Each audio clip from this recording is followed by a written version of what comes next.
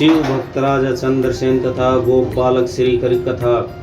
सूत जी कहते हैं, ब्राह्मणों भक्तों की रक्षा करने वाले महाकाल नामक ज्योतिर्लिंग का महामात्य भक्ति भाव को बढ़ाने वाला है, उसी आदर पूर्वक सुनो।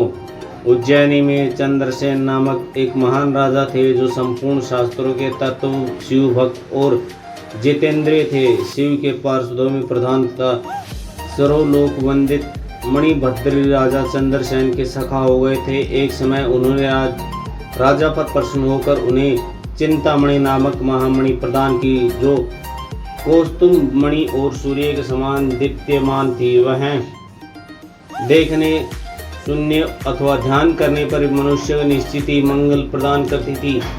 भगवान शिव के आश्रित रहने वाले राजा चंद्रसेन उस चिंतामणि को कंठ में धारण करके जब सिंहासन बैठते तब देवताओं में सूर्य नारायणी भांति उनकी शोभा होती थी। नूपुर श्रेष्ठ चंद्रसेन कंठ में चिंतामणि शोभा देती थी। यह सुनकर समस्त राजाओं के मन में उस मणि के प्रति लोभ की मात्रा बढ़ गई और वे क्षुब्ध रहने लगे। तदंतर वे सब राजा चतुरांगणी सेना के साथ आकर युद्ध में चंद्रसेन को जीतने के लिए उद्यत हो गए। वे सब परस्पर मिल गए थे और उनके साथ बहुत से सैनिक थे। उन्होंने आपस में संकेत और सलाह करके आक्रमण किया और उज्जैनी के चारों ओर घेर लिया। अपनी पुरी को संपूर्ण राजाओं द्वारा घिरी हुई देखकर राजा चंद्रसेन उन्हीं भगवान महाकालेश्वर की शरण में गए और मन को संदेह रहित उनके दृढ़ निश्चय के साथ उपास पूर्वक दिन रात अन्य भाव से महाकाल की आराधना करने लगे। उन्हीं दिनों उस श्रेष्ठ नगर में कोई ग्वालिन रहती थी, जिसके एकमात्र पुत्र था। वह विधवा थी और उज्जैनी में बहुत दिनों से रहती थी। वह अपने 5 वर्ष के बालक को लिए हुए महाकाल के मंदिर में गई और उसने राजा चंद्रसेन द्वारा की हुई महाकाल की पूजा आदर पूर्वक दर्शन किया। राजा के शिव पूजन का वह आश्चर्यमय उत्सव देखकर उसने भगवान को प्रणाम किया और फिर वह अपने निवास स्थान पर लौट आई। ग्वालिन के उस बालक ने भी वह सारी पूजा देखी, अतः वह आने पर कौतूहलवश शिव जी की पूजा करने लगा। एक सुंदर पत्थर लाकर उसने अपने शिविर से थोड़ी दूर पर दूसरे शिविर के एकांत स्थान में रख दिया और उसी को शिवलिंग माना। फिर उसने भक्ति पूर्वक कृत्रिम गंध, अलंकार, वस्त्र, धूप, दीप और अक्षत आदि द्रव्य जुटाकर उनके द्वारा पूजन करके मन कल्पित दिव्य नैवेद्य अर्पित किया। सुंदर सुंदर पत्तों और फूलों से बारंबार पूजा करके भांति भांति के नृत्य किया और बारंबार भगवान के चरणों मस्तक झुकाकर। इसी समय ग्वालिन ने भगवान शिव के आसक्ति चित्त हुई अपने पुत्र को बड़े प्यार से भोजन के लिए बुलाया, परंतु उसका मन तो भगवान शिव की पूजा में लगा हुआ था।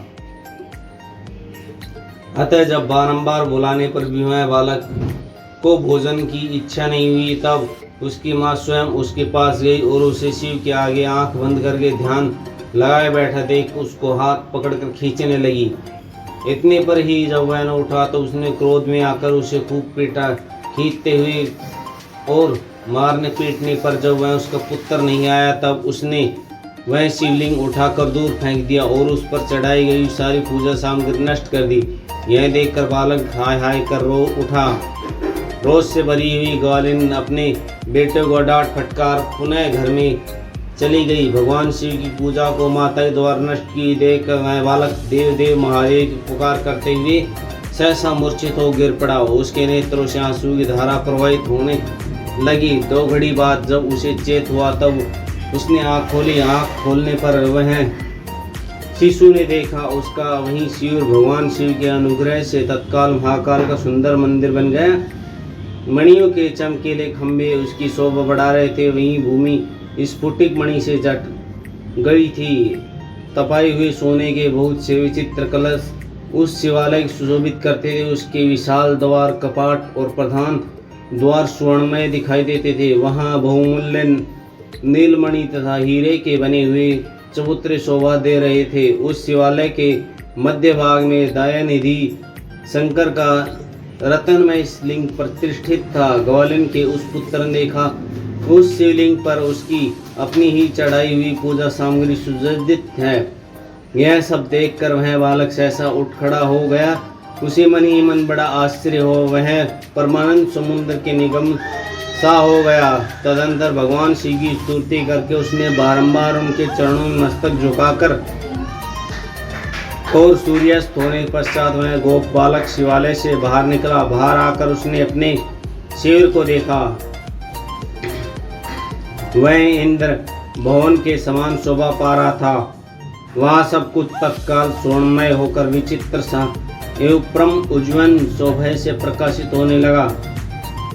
फिर वह भवन के भीतर गया जो सब प्रकार की शोभाओं संपन्न था। उस भवन में सर्वत्र मणि रत्न और स्वर्ण ही जड़े गए थे। प्रदोष काल में सानंद भीतर प्रवेश करके बालक ने देखा उसकी माँ दिव्य लक्षणों से लक्षित हो एक सुंदर पलंग पर सो रही है। रत्नमय अलंकार से उसके सभी अंग दीप्त हो रहे हैं और वह साक्षात देवांगना के समान दिखाई देती है।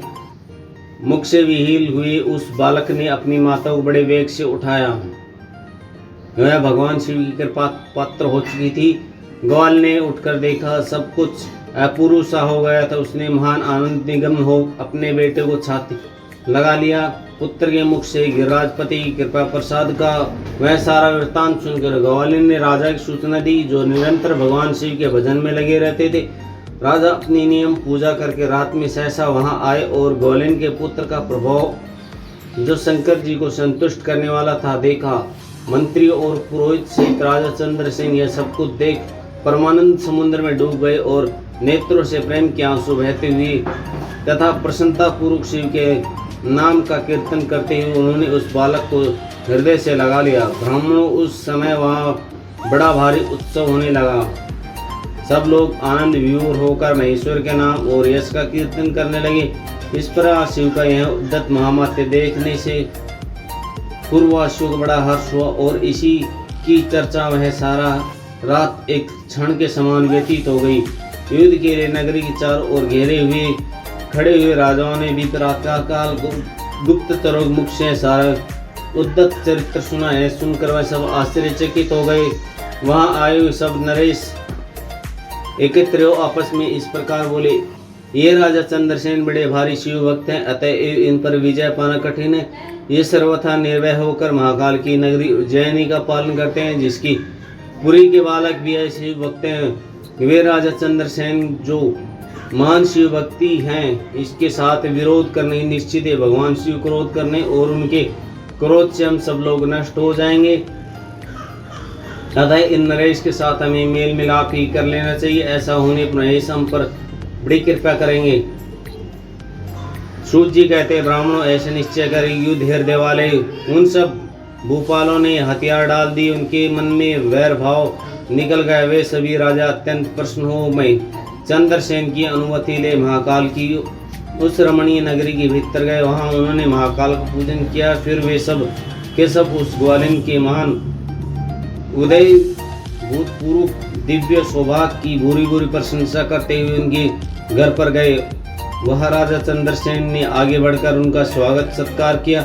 वे बहुमूल्य आसनों बैठे और आश्चर्यचकित एवं आनंदित हुए गोप बालक के ऊपर कृपया करने के लिए स्वतः प्रकट हुए। शिवालय और शिव का दर्शन करने के लिए उन सब राजाओं ने अपनी अपनी उत्तम बुद्धि भगवान शिव के चित्त में लगाई हुई। तदनंतर उन सारे नरेशों ने भगवान शिव की कृपा प्राप्त करने के लिए उस गोप शिशु को बहुत सी वस्तुएं प्रसन्नता पूर्व भेंट की। संपूर्ण जनपदों में जो बहुत संख्या गोप रहते थे उन सब राजा ने उन्होंने उस बालक को बना दिया।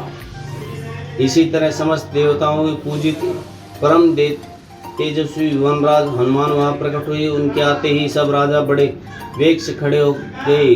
उन सब ने भक्ति भाव विनम्र होकर उन्हें मस्तक झुकाया। राजाओं में पूजित हो वनराज हनुमान जी उन सब के बीच में बैठे और उस गोप बालक को हृदय से लगाकर उन नरेशों की ओर देखते हुए बोले, राजाओं तुम सब लोग तथा दूसरे देहधारी भी मेरी बात सुनो। इसमें तुम लोगों की भला होगा। भगवान शिव की सिवा देहधारियों के लिए दूसरी कोई गति नहीं है। यह बड़े सौभाग्य की बात है कि इस गोप बालक ने शिव की पूजा दर्शन करके उससे प्रेरणा ली और बिना मंत्र के भी शिव का पूजन करके उन्हें पा लिया। गोप वंश की कीर्ति बढ़ाने वाला है बालक भगवान शंकर का श्रेष्ठ भक्त है। इस लोक में संपूर्ण भोगों को भोग करके अंत में यह मोक्ष प्राप्त कर लेगा। इसके वंश परंपरा के अंतर्गत 8वीं पीढ़ी माँ यशोनंद उत्पन्न होंगे, जिसके यहाँ साक्षात भगवान नारायण के उनके पुत्र के रूप में प्रकट हो श्री कृष्ण नाम से प्रसिद्ध होंगे। आज से यह गोप कुमार इस जगत में श्री कर के नाम से विशेष विख्याति प्राप्त करेगा। सूत जी कहते हैं, ब्राह्मणों ऐसा कहकर अंजनी नंदन शिव स्वरूप मुनराज हनुमान जी ने समस्त राजाओं तथा महाराज चंद्रसेन को भी कृपया दृष्टि से देखा। तदंतर उन्हें उस बुद्धिमान गोप बालक श्रीकर को बड़ी प्रसन्नता के साथ शिव पांसे के साथ आचार व्यवहार का उपदेश दिया, जो भगवान शिव को बहुत प्रिय है। इसके बाद परम प्रसन्न हुए हनुमान जी चंद्रसेन और श्रीकर के विद्यालय उन सब राजाओं के देखते देखते अंतर्ध्यान हो गए। वे सब राजा हर्ष से भरकर सम्मानित हो भगवान चंद्रसेन की आज्ञा ले जैसे आए थे वैसे लौट गए। महातेजस्वी श्रीकर भी हनुमान जी का उपदेश पाकर धर्मज्ञ ब्राह्मणों के साथ शंकर जी का उपासना करने लगे। महाराज चंद्रसेन और गोप बालक श्रीकर दोनों ही बड़ी प्रसन्नता के साथ महाकाल की सेवा करते थे। उनकी आराधना करके उन दोनों ने परम पद प्राप्त कर लिया। इस प्रकार महाकाल का नामक शिवलिंग सत्पुरुषों का आश्रय है। भक्तोत्सल्य शंकर दुष्ट पुरुषों को सर्वथा हनन करने वाले हैं। यह परम पवित्र रहस्यमय आख्यान कहा गया है, जो सब प्रकार का सुख देने वाला है, शिव भक्तों को बढ़ाने वाला तथा स्वरूप की प्राप्ति करने वाला है।